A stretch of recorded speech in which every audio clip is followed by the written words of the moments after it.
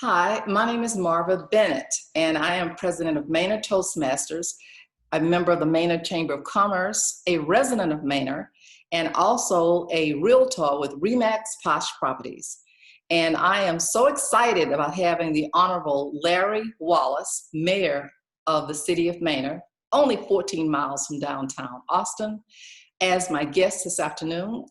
And just want to get started by letting you know that Dr. Wallace is married, family man with two children that are fraternal twins, as well as an 18-month-old son, which I find very exciting. His wife is a teacher, head of the math area, and she also was recently announced as the basketball and track coach for Manor Middle School. I found that to be very exciting. Dr. Wallace, everybody thinks that they know what a mayor does. They have a great idea, they believe, of what a mayor's duties are. But would you give us a little insight into your role and the purposes that you have, and also possibly add some of the stakeholders, other cities, how you're interacting with other organizations on behalf of the Manor community? Right. Now, first and foremost, thanks for having me on here and reaching out to give me, opportunity to speak to individuals that are interested and want to know more about what's going on in our city, right? As far as mayor, the roles and responsibilities of mayor change based upon the needs of the city.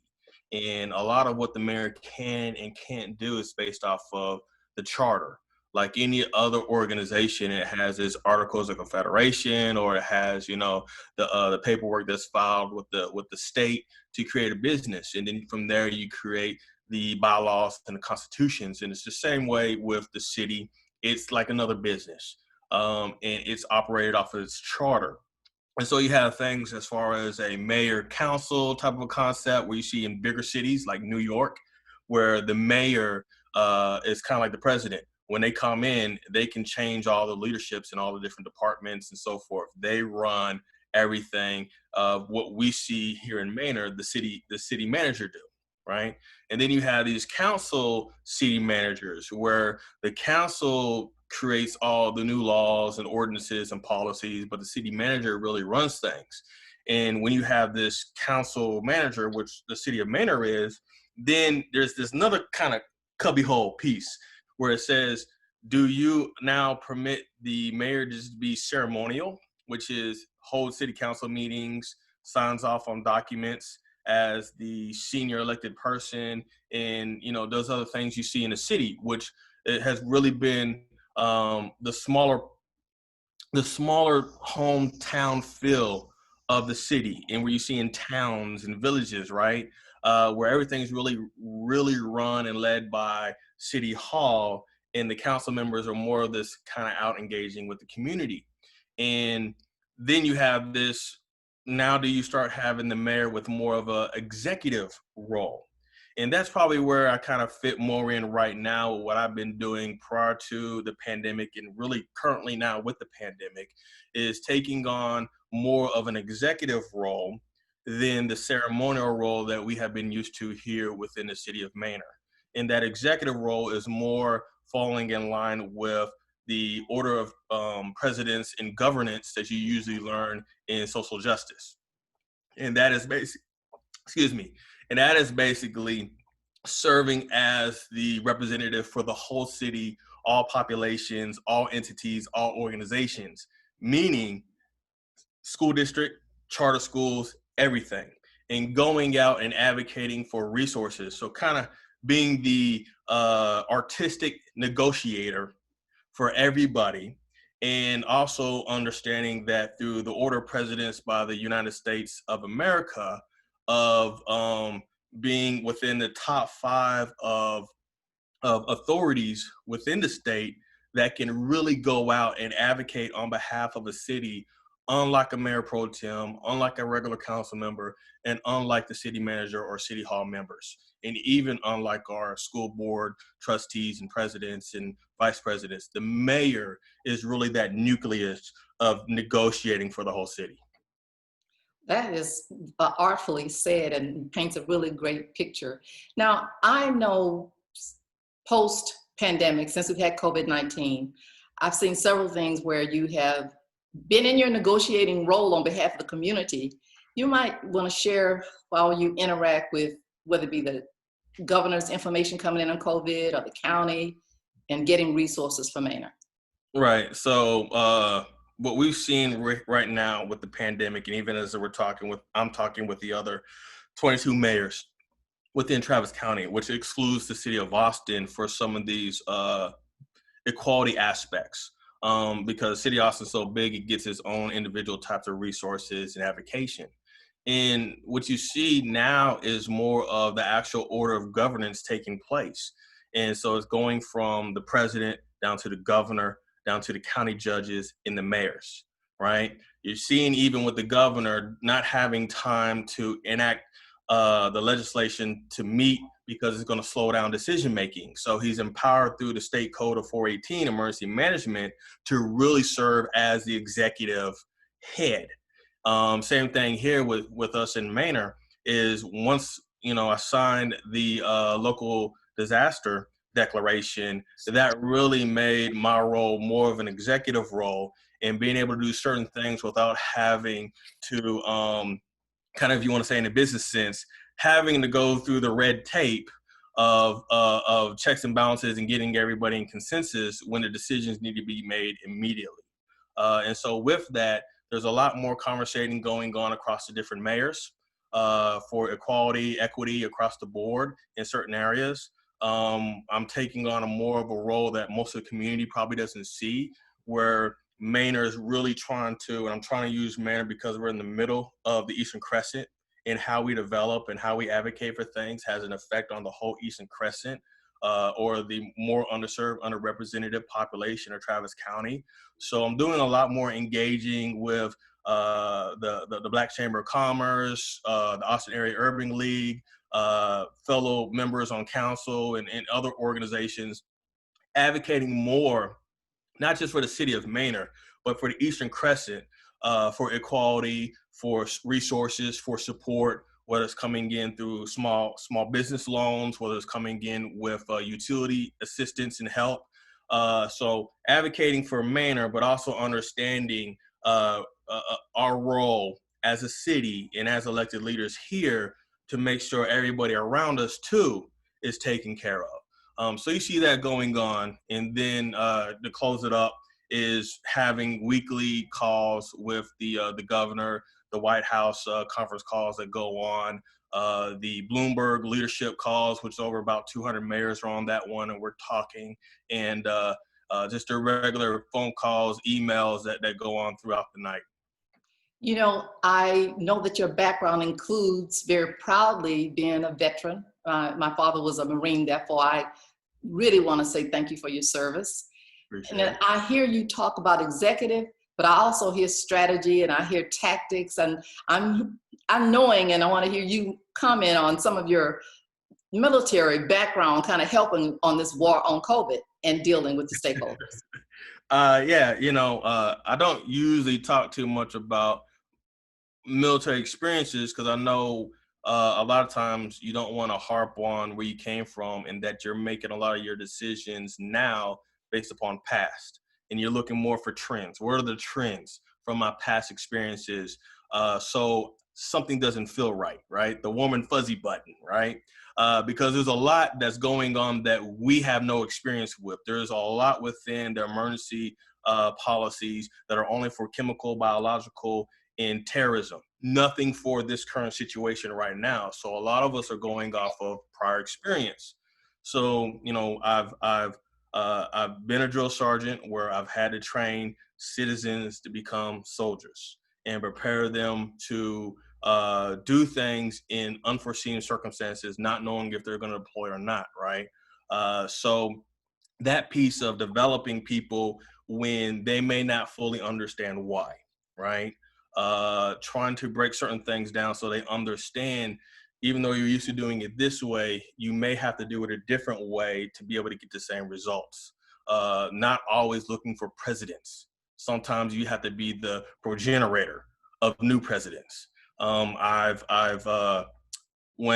I commanded in NATO, I was leading when we had the repeal of Don't Ask, Don't Tell.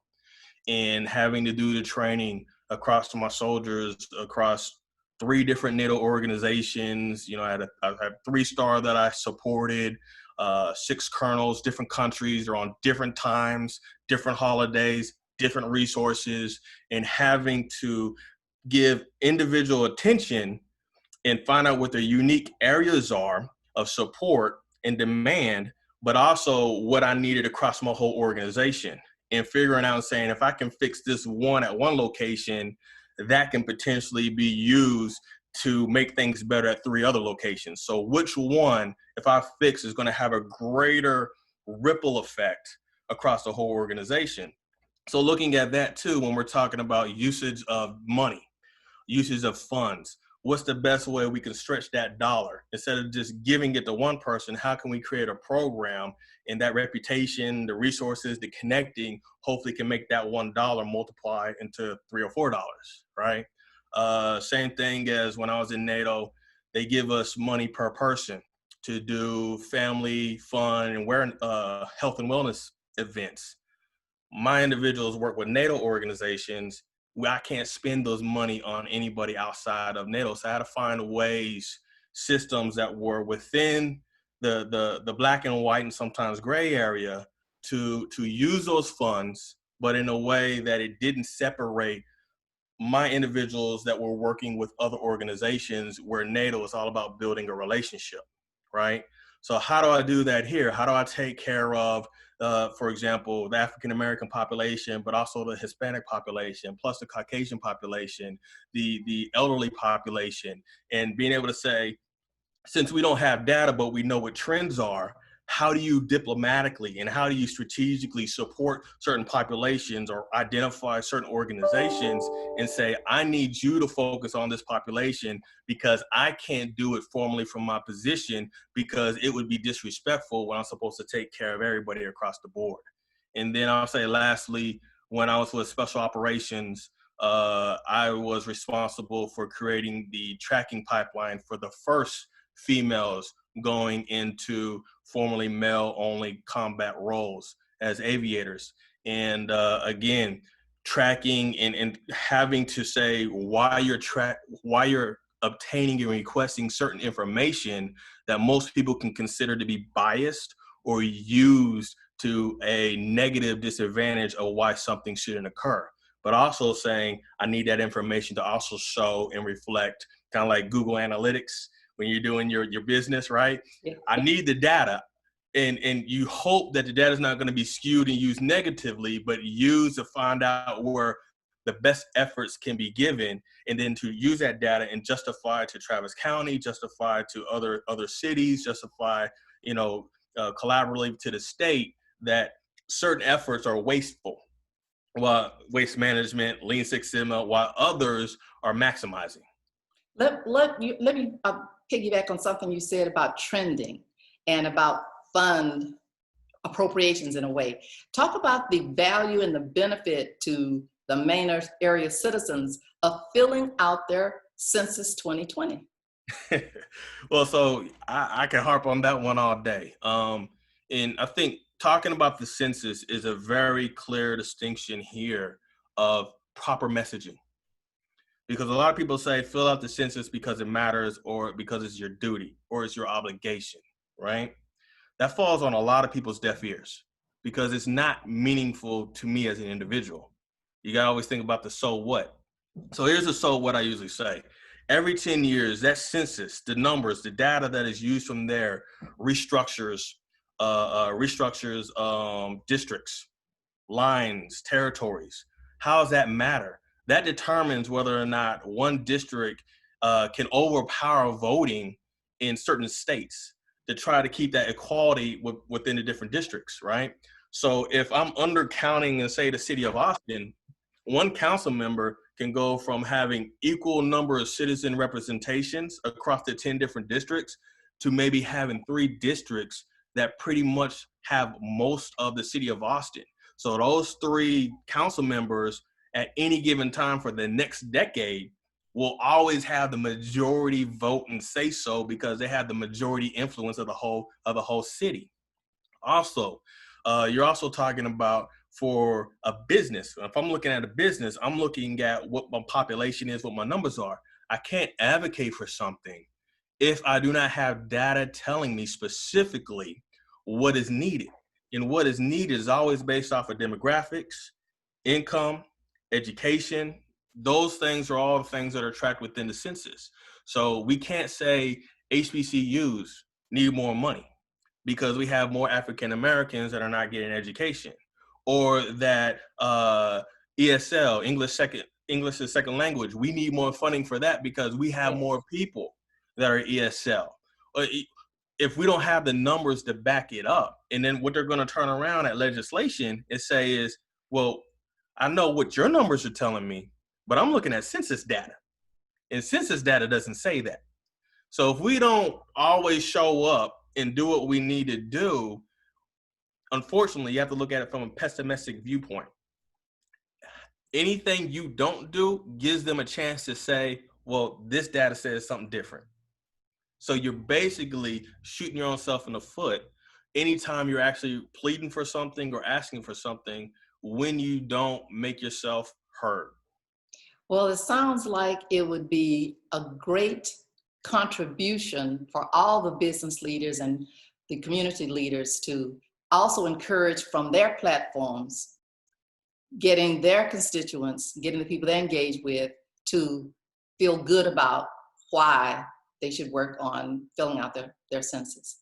Exactly. Well, Dr. Wallace, the Honorable Mayor of City of Manor, I thank you so much for your time. I thank you for your insight.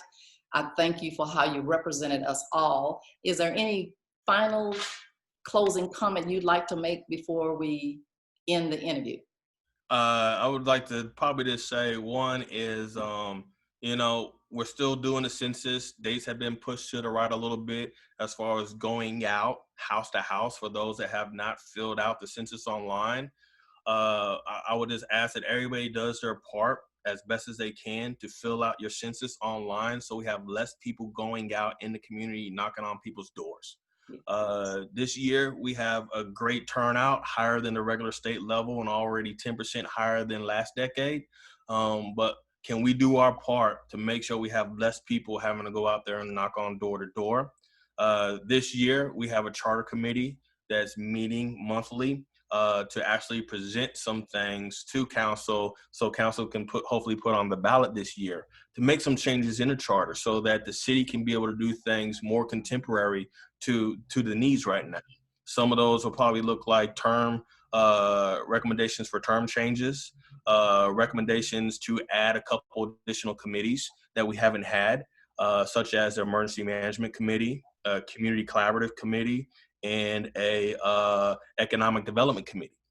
All these things have to be voted in, and why it's key to have them voted in the charter is because now it mandates it. And one of the key things that we're trying to do as a council is put things in place like a regular business. So when we leave out, when City Hall leadership leaves out, things are set to a specific standard for someone to come in and just pick it up and carry on because it's mandated in black and white. Certain things are supposed to happen, and it's not left up to individual likes and dislikes and priorities. And then I'd probably just say for the last thing is make sure you go out and vote.